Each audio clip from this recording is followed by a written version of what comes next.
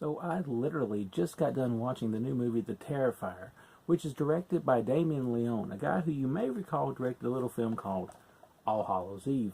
This was an anthology film that a lot of people liked, and everybody really liked that clown from the movie called Art the Clown. Well, Art gets his own film this time around as Dread Central presents The Terrifier, which will be coming soon to a DVD Blu-ray collector's edition, I understand, but I got to watch a online screener version in advance. I want to say this up front. I'm a big fan of this movie. I like it a lot. I like it so much that I'm going to forgive him for ever making Frankenstein versus the Mummy. And if you've seen this one, you understand exactly what I'm talking about. The Terrifier is a film that could be considered a little bit simple, but it's a slasher, so it doesn't need to be rocket science.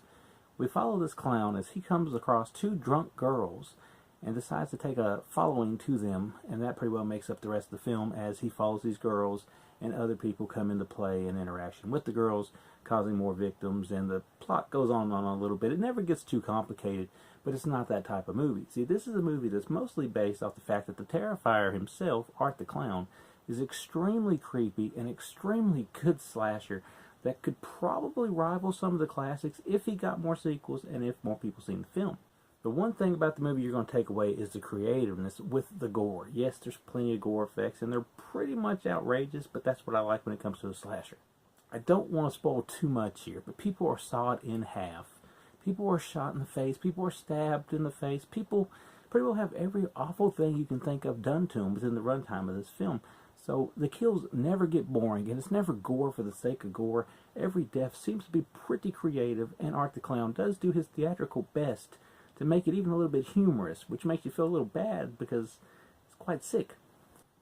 So if you're looking for a slasher that's a lot like the old slashers of the 80s, then this is one that you're probably going to want to check out. I mean, we have a couple women here kind of vying for the final girl role, and you kind of like them all, so therefore, that's good because you feel bad when they actually, have something bad happen to them. So you want to see people live. You want to see certain girls make it to the end. You just don't want to see everybody die. So it's kind of better than most run-of-the-mill slashers in that way. There is a little bit of nudity, so you even get that through on top if that's what you're after. At the end of the day, there's a lot of indie films that kind of get a little bit overhyped. Overhyped a little bit too much to the point that you expect too much out of them.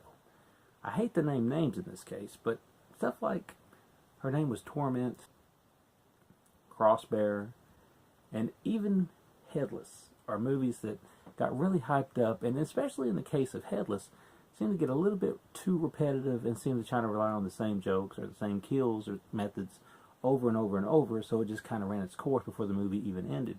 This one switches things up. This one gets really creative when it comes to kills, and this one's got a pretty cool ending as well that I think people are going to appreciate. Whether it comes on a DVD or a Blu-ray or VOD, and even though it says Dread Central Presents, and a lot of people don't like Dread Central, if you get a chance to see The Terrifier this year, by all means check it out, buy it, rent it, whatever you got to do, because I believe this is a film that's going to be on a lot of people's year-end top 10 list.